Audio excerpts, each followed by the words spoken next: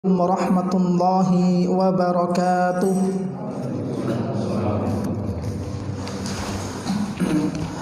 Innal hamdalillah nahmaduhu wa nasta'inuhu wa nastaghfiruh wa na'udzu billahi min shururi anfusina wa min sayyiati a'malina. Man yahdihillahu fala mudilla lahu wa man yudlil fala hadiya lahu. Wa asyhadu an la ilaha illallah wahdahu la syarika lah wa asyhadu anna Muhammadan abduhu wa rasuluh. Qala Allah azza wa jalla ya ayyuhalladzina amanu taqullaha haqqa tuqatih wa la tamutunna illa wa antum muslimun. Fa inna asdaqal hadithi kitabullah wa khairal hadyi hadyu Muhammadin sallallahu alaihi wasallam wa syarrul umuri muhdatsatuha wa kullu muhdatsatin bid'ah wa kullu bid'atin dhalalah wa kullu dhalalatin finnar. Ma'asyiral ikhwan, para bapak, para ibu yang semoga senantiasa dimuliakan oleh Allah Subhanahu wa taala. Alhamdulillah, kita bersyukur kepada Allah atas nikmat dan taufiknya sehingga kita semuanya dimudahkan langkah kita untuk menuju tempat yang penuh barakah ini. Kemudian yang kedua, salawat serta salam semoga tetap tercurahkan kepada Nabi kita, Nabi besar Muhammad sallallahu alaihi wasallam, kepada keluarga beliau, kepada para sahabatnya dan orang-orang yang mengikuti beliau dengan baik hingga akhir zaman. Para ikhwan dan akhwat rahimani wa rahimakumullah, setelah kita tuntaskan dari rukun yang pertama, yaitu syahadat, dan syahadat dibagi menjadi dua. Yang pertama adalah syahadatut tauhid, kemudian yang kedua adalah syahadat Muhammadan abduhu wa rasuluh. Kemudian kita telah paparkan beberapa rukun, beberapa syarat yang sangat membantu sekali bagi seorang penuntut ilmu untuk memahami hakikat kalimat yang kita ucapkan tersebut. Ya, dengan syarat dan rukun ini sangat membantu kita sekali untuk memahami ya, apa hakikat yang diminta oleh Allah Subhanahu wa taala dari kalimat syahadat yang mungkin dari kita semuanya sudah menghafalnya. Maka insyaallah pada pertemuan malam hari ini kita akan masuk pada rukun yang kedua, yaitu salat. Ya. Tetapi sebelum itu, ya, sebagai muqaddimah, sebelum kita masuk pada pembahasan salat, kemudian diikuti nanti dengan zakat, puasa dan haji, maka ini semuanya masuk pada ranah fikih. Ya. Maka sebagai muqaddimah, saya akan membacakan perkataan sahabat yang mulia Abdullah ibni Mas'ud radhiyallahu anhu, seorang sahabat yang pakar tafsir, meninggal di kota Madinah, yang mana beliau dalam riwayat Abdullah ibni Mas'ud pernah mengatakan di depan para sahabat Nabi yang lainnya, beliau mengatakan, kaifa antum idza labisatkum fitnatun. Wahai para sahabat Nabi sallallahu alaihi wasallam, bagaimana kondisi kalian jika pada suatu saat nanti fitnah menimpa kalian? Ya. Kaifa antum idza labisatkum fitnah. Bagaimana kondisi kalian ketika suatu saat nanti kalian dihadapkan dengan fitnah? Ya. Kemudian Abdullah bin Mas'ud mengatakan, ya, salah satu sifat dari fitnah yang akan menimpa sahabat Nabi sallallahu alaihi wasallam, ya, saking dahsyatnya, maka beliau mengatakan yahramu fihal kabiru wa yarbu fihas shaghir. Ya, yang mana dengan fitnah tersebut orang-orang yang sudah menginjak umur dewasa menjadi tua, ya, pikun. Saking dahsyatnya fitnah menimpa mereka. Wa yarbu fihas shaghir. Ya. Kemudian, ya, tiba-tiba orang-orang yang masih kecil, yang masih anak-anak berubah menjadi orang dewasa. Ya. Kemudian wayattakhiduhan nasu sunnatan. Kemudian fitnah yang menimpa kalian ini manusia menganggap atau menjadikan ini adalah sebuah sunnah. Padahal dia adalah fitnah yang mana seseorang sangat diwanti-wanti oleh Nabi sallallahu alaihi wasallam tentang fitnah yang akan menimpa pada umat ini khususnya akhir zaman. Ya. Abdullah bin Mas'ud sudah mewanti-wanti dari jauh-jauh hari. Yang mana nantinya manusia menganggap bahwasanya fitnah ini menjadi sunnah. Sampai-sampai apabila fitnah ini diganti, qalu ghuyyiratis sunnah. Sampai-sampai fitnah ini ketika dirubah, maka orang-orang mengatakan sunnah telah diganti. Padahal itu adalah sebuah keburukan. Fitnah yang melanda kaum muslimin pada akhir zaman ini. Tetapi justru fitnah ini dianggap sebagai sunnah. Sebuah keburukan dianggap sebuah kebaikan. Ketika keburukan ini diganti dengan kebaikan, malah mereka mengatakan telah diganti kebaikan. Padahal ini fitnah. Saking dasarnya orang dewasa menjadi pikun. Saking dasarnya anak-anak kecil tiba-tiba menjadi orang dewasa. Kemudian para sahabat mengatakan, wa mata dzalika ya Aba Abdurrahman. Wahai Abdullah bin Mas'ud, wahai Abu Abdurrahman, kapan fitnah itu akan menimpa kita? Kapan kira-kira fitnah itu akan datang menimpa kami? Maka kata Abdullah bin Mas'ud, idza kathura qurra'ukum wa qalla fuqaha'ukum. Apabila di tengah-tengah kalian itu banyak menyebar orang-orang ahli qura', orang-orang yang membaca Al-Qur'an, akan tetapi wa qallat fuqaha'ukum. Tetapi sedikit sekali orang-orang yang pakar tentang ilmu fikih. Orang-orang yang mencoba untuk mendalami hukum-hukum yang terdapat di dalam Al-Qur'an. Dan ini terjadi di akhir zaman ini. Maka ini sebagai pelecut, pemantik kita agar dari kajian kita ini terlahir para ahli-ahli fikih yang bisa menempatkan hukum sesuai dengan tempatnya. Kemudian Abdullah bin Mas'ud mengatakan, wa kathurat umara'ukum wa qallat umana'ukum. Banyak di antara kalian orang-orang yang menerima jabatan. Tetapi sedikit sekali di antara kalian orang-orang yang bisa memegang amanah tersebut. Wal tumisatid dunya bi amalil akhirah. Dan dicarinya dunia dengan amal-amal akhirat. Menuntut ilmu sudah capek dari rumah, orang berpuasa sunnah, kemudian juga orang sholat, tetapi dengan amal-amalan akhirat ini yang dia maksud adalah untuk mengumpulkan keuntungan dunia.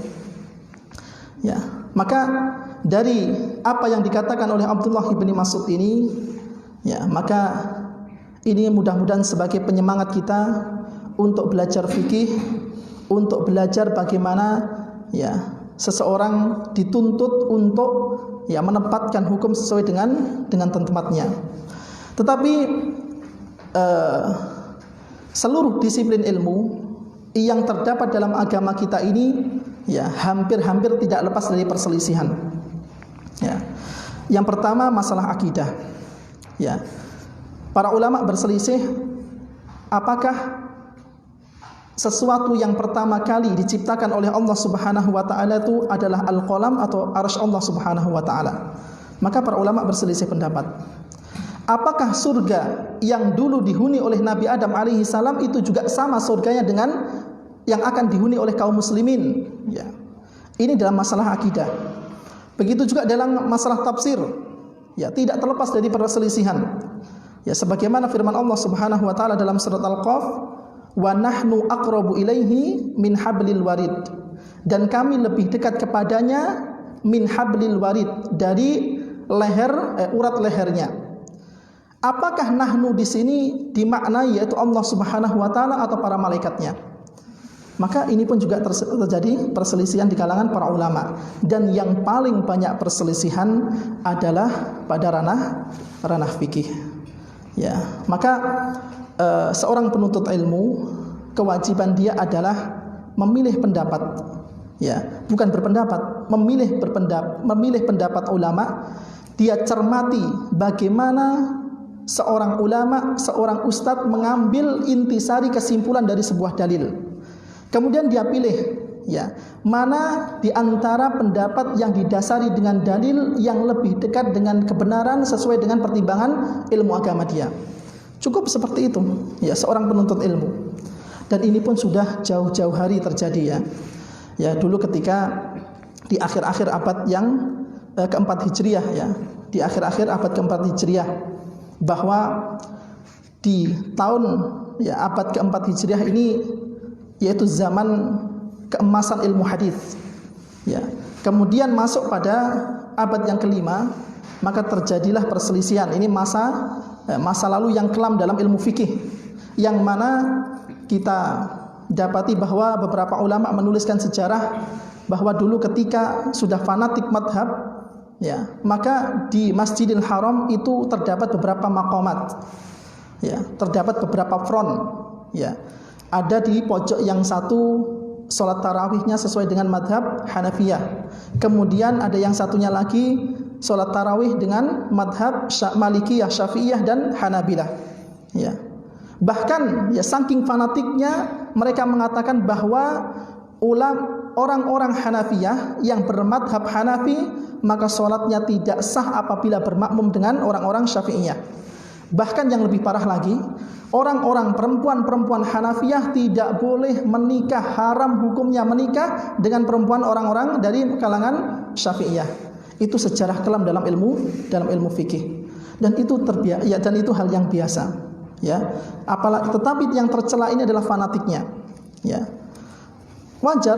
Ya, seperti misalnya Syekh Muhammad bin Shalih Al-Utsaimin, rahimahullahu taala, beliau berpendapat bahwa perjalanan yang diperbolehkan untuk jamak qashar adalah perjalanan yang dikembalikan kepada adat masing-masing sebuah tempat yang itu dianggap sebuah perjalanan jauh. Tetapi gurunya, ya, Syekh Abdullah bin Abdul Aziz bin Baz rahimahullahu taala berpendapat bahwa perjalanan yang boleh untuk dijamak qashar adalah sejauh 85 km. Dan sampai akhir hayat Syekh bin Baz rahimahullahu taala memegang pendapat ini. Begitu juga Syekh Al-Albani rahimahullahu taala.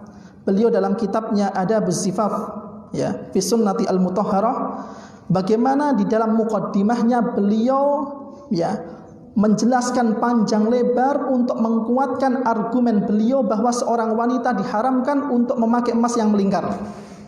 Ya, ini pendapat Syekh Al-Albani rahimahullahu taala. Dan ini enggak heboh. Ya, biasa di kalangan para fuqaha permasalahan-permasalahan ini dianggap biasa. Tetapi yang terpenting bagi seorang penuntut ilmu adalah dia memilih pendapat yang dia yakini pendapat tersebut lebih mendekati kebenaran dengan pertimbangan ilmu agama. Ya, jadi jangan sampai ya nanti ketika kita mulai belajar fikih salat atau mungkin nanti fikih zakat atau mungkin nanti fikih puasa, ya maka jangan sampai belajarnya kita di sini, duduknya kita di sini sebagai ya bahan tembak untuk pada yang lainnya. Jangan sampai nanti ketika sudah ngaji di Masjid Al-Ikhlas ini, ya ini menjadi perbandingan untuk ustadz-ustadz yang lain. Kalau di Al-Ikhlas pendapat ustadznya seperti ini, ya kalau di masjid yang lain pendapatnya seperti ini. Ya ini masalah fikih. Ya masalah fikih, ya yang mana biasa dalam masalah fikih ini adalah masalah khilafiyah.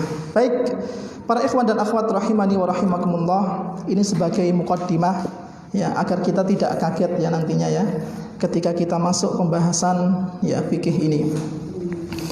Kita masuk pada halaman yang ke-22 ya, pada kitab penjelasan tentang rukun Islam yang dikarang oleh Al-Ustadz Abu Hafidhah Irfan hafidhahullahu taala. Ya.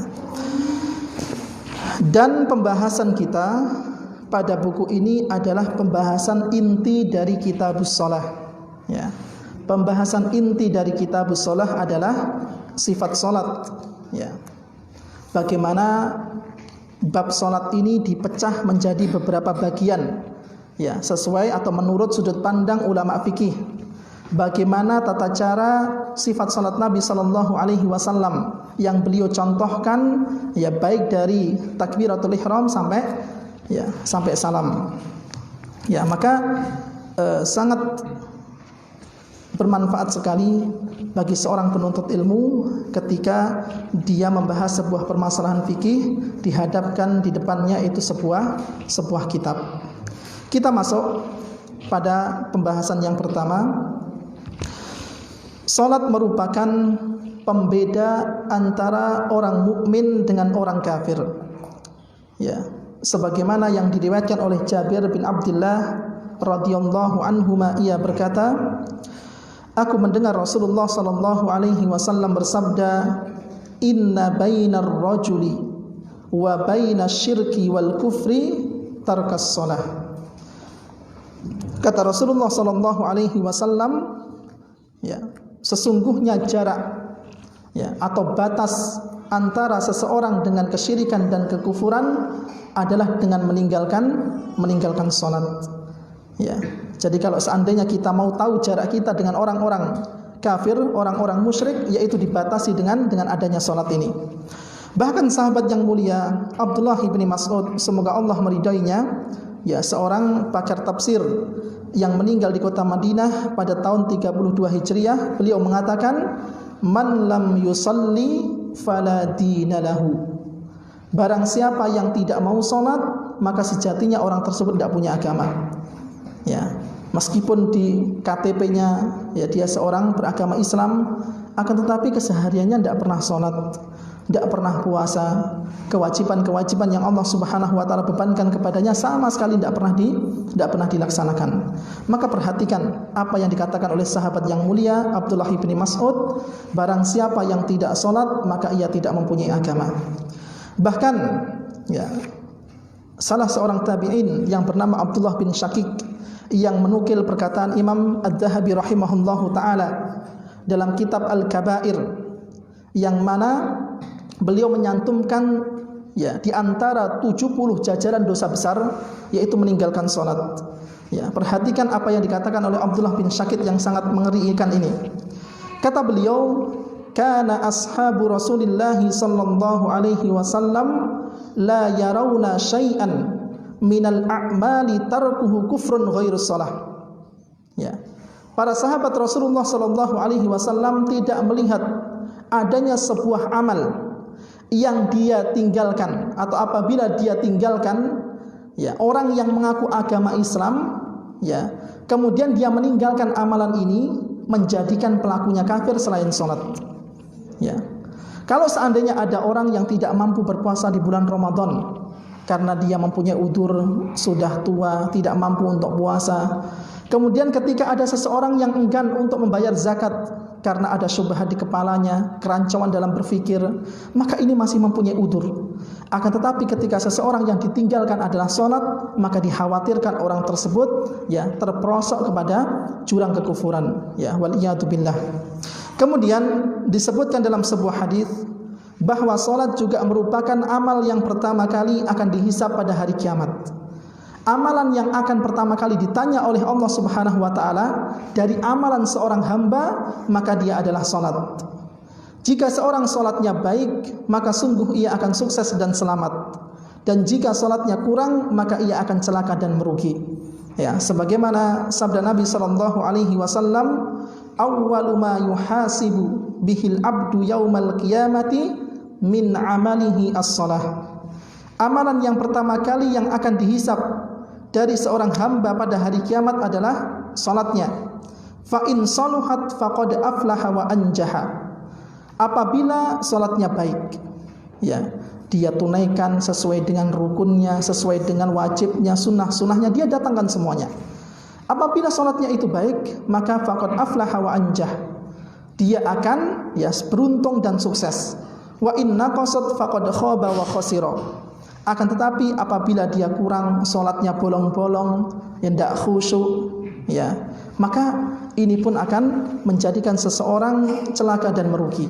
Ya. Dalam sebuah hadis dikatakan bahwa Nabi sallallahu alaihi wasallam pernah bersabda, ya, sebagaimana hadis yang diriwayatkan oleh Imam Abu Dawud, ya, rahimahullahu taala. Ya. Ini hadis yang mudah-mudahan cukup menjadi pelecut bagi kita. Kenapa sih kita harus memahami? Kenapa sih kita harus belajar tentang fikih salat? Ya. Karena ternyata ya, kaum muslimin yang secara zahir mereka melakukan salat berjamaah. Ya, contohnya kita barusan melaksanakan salat maghrib secara berjamaah. Tetapi ternyata setelah selesai salam, maka mereka pulang ke rumah mereka masing-masing yang membawa pahala yang berbeda-beda. Ya, simak apa yang pernah disabdakan oleh Nabi sallallahu alaihi wasallam, "Innar rajula la yansarifu wa ma kutiba lahu illa usyru salatihi." Tidaklah seseorang dia selesaikan atau setelah selesai menunaikan salat. Ya, setelah dia salam, dia selesaikan salat. Wa ma kutiba lahu illa usyru salatihi. Tetapi ternyata setelah selesai salat, dia hanya dituliskan baginya 1/10 dari pahala salatnya. Ya, tus'uha 1/9, sumnuha 1/8. Ya, kemudian tus'uha 1/6, kemudian 1/5, 1/4, 1/3, dan yang paling banyak adalah setengah. Ya, kenapa seperti itu? Secara zahir kaum muslimin bareng-bareng salatnya, ya, tepat pada waktunya, tetapi ternyata ketika ya di antara mereka ada yang tidak paham tentang rukun-rukun salat, ada yang tidak paham tentang wajib-wajib salat, ada yang tidak paham tentang sunnah-sunnah salat, bahkan pembatal-pembatal salat, maka ini sangat mempengaruhi pahala yang dia dapatkan. Ya, maka penting bagi kita untuk mempelajari ilmu fikih, khususnya tentang ilmu salat. Ya, karena ini merupakan syariat Muhammad sallallahu alaihi wasallam untuk mendekatkan diri kepada Rabbul Alamin. Ya, syariat Muhammad, cara mendekatkan diri seorang hamba kepada Rabbnya adalah dengan salat. Ya. Kemudian salah satu fungsi nanti insyaallah kita akan dapati ada beberapa bagian ya dari kitabus shalah ini, dari bab salat ini. Jadi polanya dalam fikih itu ada kitabus shalah. Ya. Bahasa Arabnya kitabus shalah, ini artinya bab salat. Kemudian setelah itu ada bab itu artinya pasal-pasal. Ya. Tanpa terkecuali fikih salat ini nanti kita akan temukan beberapa poin yang dia termasuk syarat sah salat.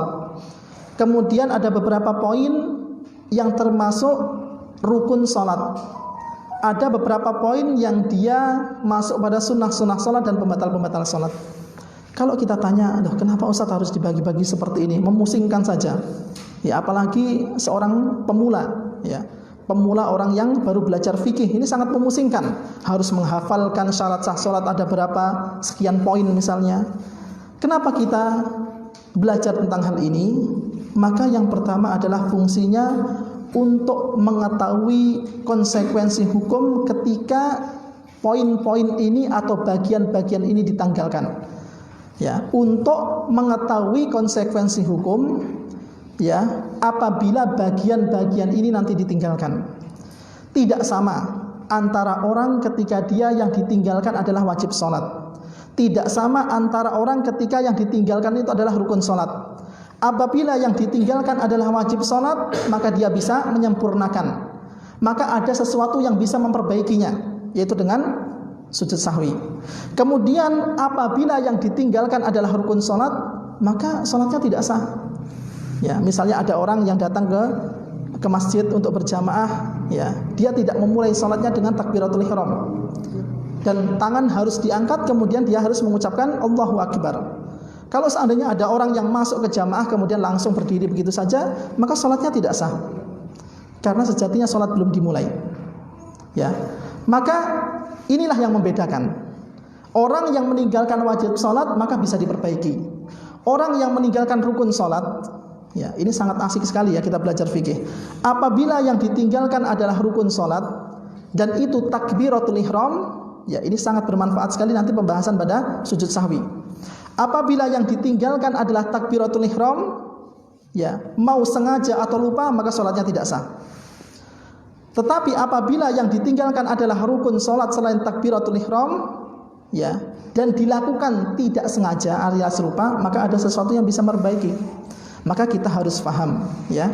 Kita harus paham mana yang termasuk syarat sah salat, mana yang termasuk rukun salat, mana yang termasuk dengan wajib-wajib salat. Yang pertama kita masuk pada bab atau pasal yang berkaitan tentang syarat sah salat. Yang pertama adalah masuknya waktu salat, ya.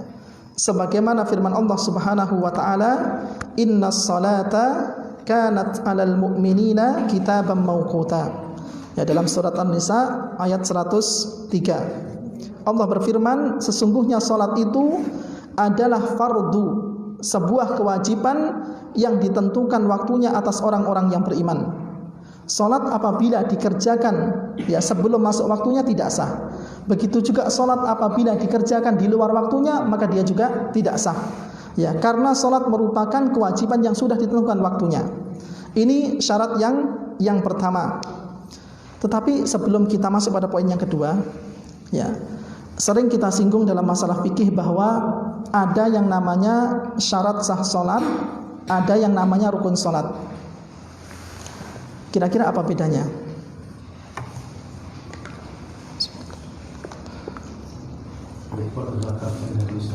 Rukun akan bagian dari sesuatu, sedangkan syarat adalah sesuatu di luar bagian tersebut. Masya Allah, ya.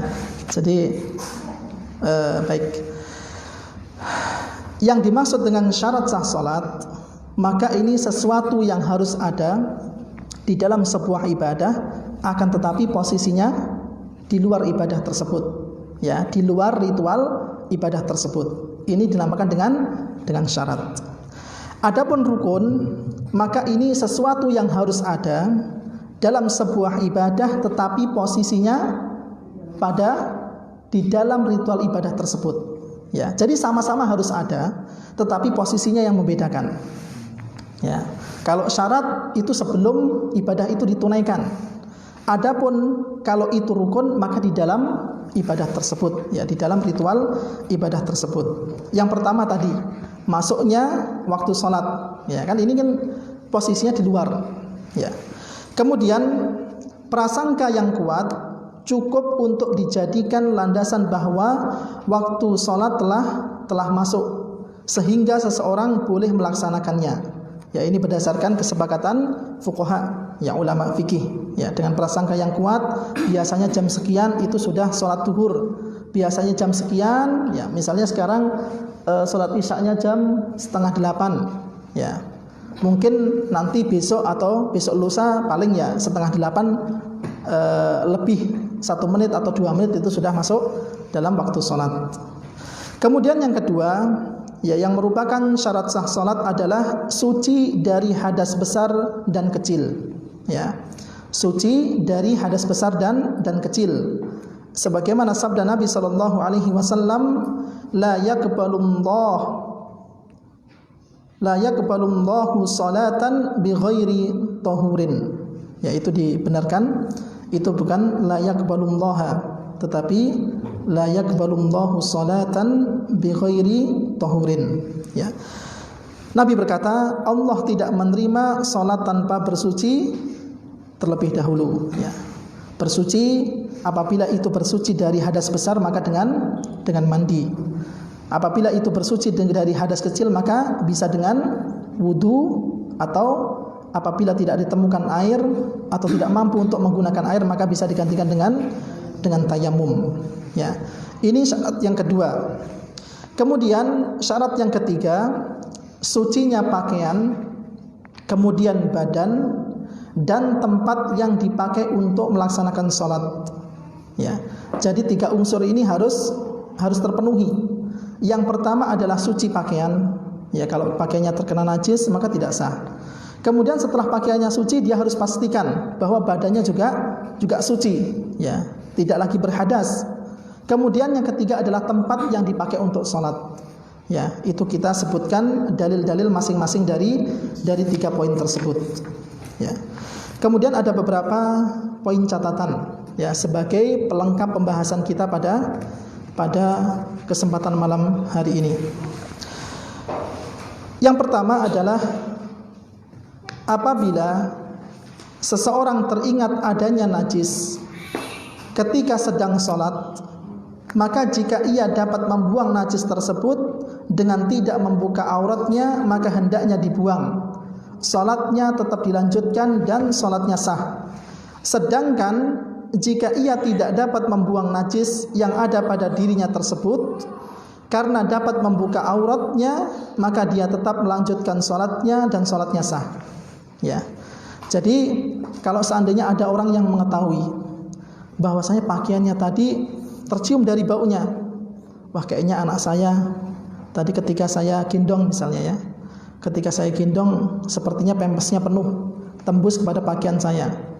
Ya, tetapi ketika dia mengenakan pakaian najis, itu di balik pakaian tersebut masih ada pakaian yang lain. Misalnya ada orang yang memakai koko, biasanya kan ada lapisan kaos misalnya di dalamnya ya. Kalau memang memungkinkan untuk membuang atau menanggalkan pakaian yang terkena najis tersebut tanpa harus terbukanya aurat, maka itu dilakukan. Ya nggak apa-apa. Ketika sholat misalnya memang teringat ya, sudah yakin maka dia tanggalkan, tetapi diyakini bahwasanya dia mempunyai kaos yang lainnya di dalamnya. Tetapi kalau seandainya dia melepas pakaiannya tersebut sampai membuka aurat, ya nanti insya Allah menutupi aurat ini juga termasuk syarah sat sholat ya. Tetapi kalau dengan membukanya pakaian tersebut bisa membuka aurat, maka dia lanjutkan sholatnya meskipun pakaiannya terdapat najis ya.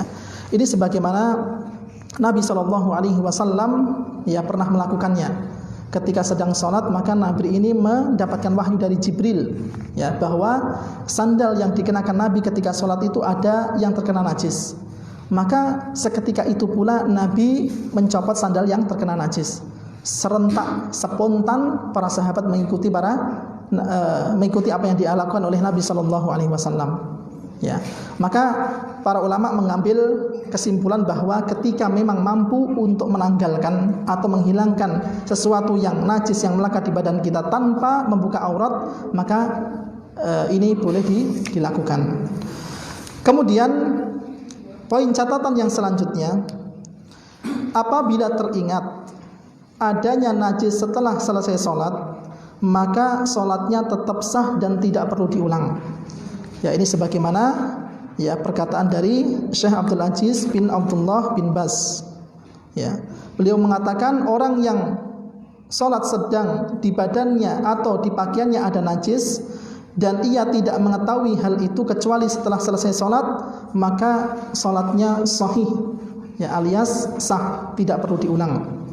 Kemudian apabila ada seseorang yang sholat dengan menggunakan pakaian curian ya, maka sholatnya sah tetapi ia berdosa ya. Kalau seandainya pakaiannya itu misalnya ya, mohon maaf ya, ada orang yang sholat dengan pakaian yang tidak tahu tadi pakaiannya siapa ya, yang penting dia pakai begitu saja ya, atau mungkin sengaja dia mencuri pakaian tetangganya. Maka kalau seandainya yang ditanya apakah sholatnya sah, maka jawabannya sah. Apakah dia berdosa, maka jawabannya berdosa. Jadi kita harus bedakan ya antara yang berkaitan tentang syarat sah sholat dengan pahala dan dosa. Kalau yang ditanyakan tentang syarat sah sholat, maka ini nanti pertanyaannya terkait dengan sholatnya itu perlu diulang atau tidak. Tetapi kalau seandainya yang ditanyakan adalah pahala dan dosa, ini akan ada kaitannya dengan ganjaran. Begitu juga misalnya apabila ditanya misalnya ada seorang laki-laki setelah dia wudu bersentuhan dengan wanita yang bukan mahramnya misalnya. Kalau seandainya dikatakan atau yang ditanyakan adalah apakah itu termasuk pembatal wudu, maka jawabannya bukan. Tetapi apakah yang dimaksud, apakah itu termasuk dosa, maka jawabannya iya. Ya, jadi hukum fikih ini jelas. Ya, hukum fikih ini jelas. Ya. Jadi kalau yang ditanyakan apakah pembatal wudu, maka jawabannya tidak. Ya, sesuai dengan pendapat yang kami yakini akan kebenarannya. Ya. Tetapi kalau yang seandainya yang ditanya apakah itu termasuk dosa, maka jawabannya iya. Ya, karena tidak diperbolehkan seorang laki-laki bersentuhan dengan wanita yang bukan mahramnya. Kemudian syarat sah salat yang selanjutnya adalah menutup aurat, ya. Sebagaimana firman Allah Subhanahu wa taala dalam surat Al-A'raf ayat yang ke-31, ya bani adama khudu zinatakum inda kulli masjidin. Wahai anak Adam, wahai manusia sekalian, khudu zinatakum. Dan yang dimaksud dengan zina di sini adalah pakaian. Ya. Kemudian inda kulli masjidin, ini para ulama mendefinisikan atau mengartikan masjid di sini adalah salat. Jadi berpakaianlah yang baik, berpakaianlah yang rapi setiap kalian ingin atau hendak mengerjakan salat. Adapun aurat, maka aurat laki-laki antara pusar hingga lutut, ya. Antara pusar hingga lutut, maka ini adalah termasuk aurat laki-laki, ya. Sebagaimana hadis, ya, yang marfu' sampai Nabi SAW, ya, antara pusar dan lutut adalah aurat, ya.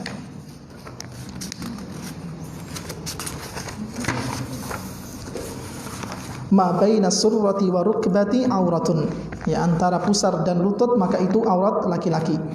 Kemudian aurat wanita adalah seluruh tubuhnya kecuali wajah dan kedua telapak tangan. Ya, jadi ketika sholat maka dua bagian ini harus ditampakkan, ya.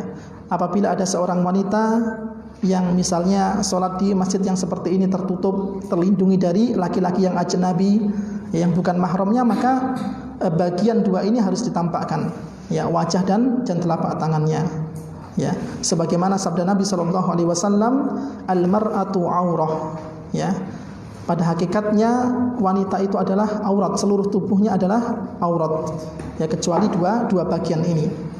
Ini adalah aurat laki-laki dan perempuan ketika hendak sholat dan yang lainnya. Kemudian yang kelima adalah menghadap kiblat, ya, menghadap kiblat, ya. Sebagaimana hadis dari Abu Hurairah radhiyallahu anhu, Nabi SAW bersabda terhadap orang yang buruk, ya, buruk salatnya, atau kita kenal dengan istilah musiius shalah. Nabi mengatakan, idza kumta ila sholati fa asbihil wudu'a tsumma istaqbalil qiblah. Ya, kata Nabi, jika engkau hendak salat, ingin mengerjakan salat, maka berwudulah dengan sempurna, kemudian menghadaplah kiblat. Ya, maka menghadap kiblat ini, ya, termasuk apa? Termasuk syarat salat sah salat. Tetapi, ya, ini menjadi poin catatan kita. Yang pertama adalah dibenarkan tidak menghadap kiblat dalam dua keadaan, ya. Jadi setelah kita ketahui bahwa menghadap kiblat adalah syarat sah salat, ya, sesuatu yang harus ada di dalam sebuah ibadah, maka di sana ada dua kondisi yang dikecualikan.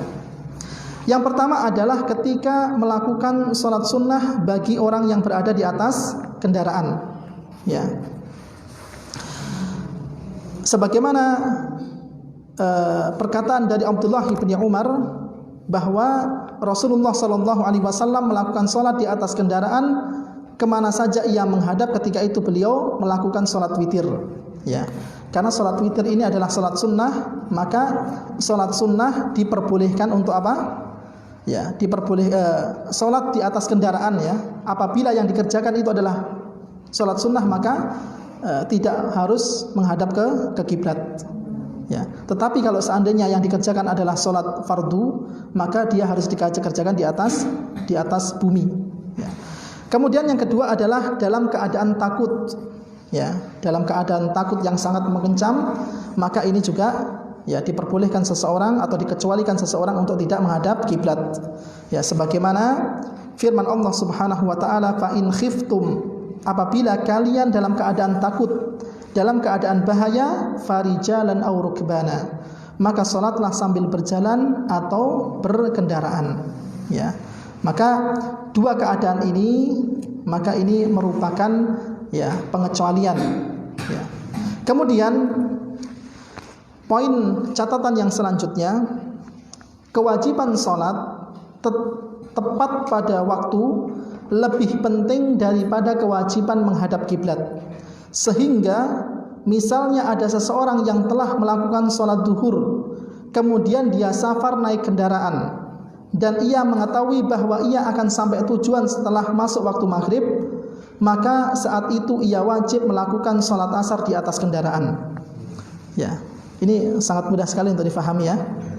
Ya, jadi kalau misalnya ada orang yang misalnya di Poncowati ini dia sudah selesai sholat duhur di Masjid Al-Ikhlas, kemudian setelah itu ada tugas mendadak misalnya mengharuskan dia safar ke Jakarta, kemudian dia sudah tahu ya nanti diperkirakan karena mungkin ada beberapa keperluan yang dia harus selesaikan, nanti dia itu sampai di Jakarta kurang lebih maghrib bahkan isya. Ya. Dan dalam waktu ini, dalam waktu perjalanan ini diperkirakan dia ya jangan ke Jakarta ya. Kalau Jakarta cuma berapa menit ya, atau mungkin tempat yang jauh. Ya. Diperkirakan nanti sholat asarnya, kemudian waktu maghribnya, bahkan waktu isyanya itu di atas pesawat. Maka para ulama menjelaskan sholat tepat pada waktunya itu jauh lebih penting daripada sholat tepat pada waktunya itu jauh lebih penting daripada tidak menghadap kiblat. Ya. Kalau seandainya terjadi benturan, mana yang lebih utama? Sholat di atas kendaraan atau sholat di atas bumi? Tetapi sholat di atas bumi ini menyebabkan waktu sholat itu sudah keluar dari waktunya. Maka apabila terjadi dua benturan ini, yang lebih diutamakan adalah ya sholat tepat pada waktunya meskipun di atas kendaraan, meskipun itu tidak menghadap kiblat. Ya, seperti itu. Ya. Jadi kalau seandainya ada benturan seperti ini, maka yang diutamakan sholat tepat pada waktunya meskipun tidak menghadap kiblat. Tetapi kalau misalnya diperkirakan nanti asarnya sudah sampai Jakarta, ya dia harus ya sholat di atas bumi. Ya. Artinya ketika dia sudah tidak di atas kendaraan lagi. Kemudian barang siapa yang mencari arah kiblat lalu ia sholat menghadap ke arah yang disangka olehnya sebagai arah kiblat, namun ternyata salah, maka dia tidak wajib mengulangnya.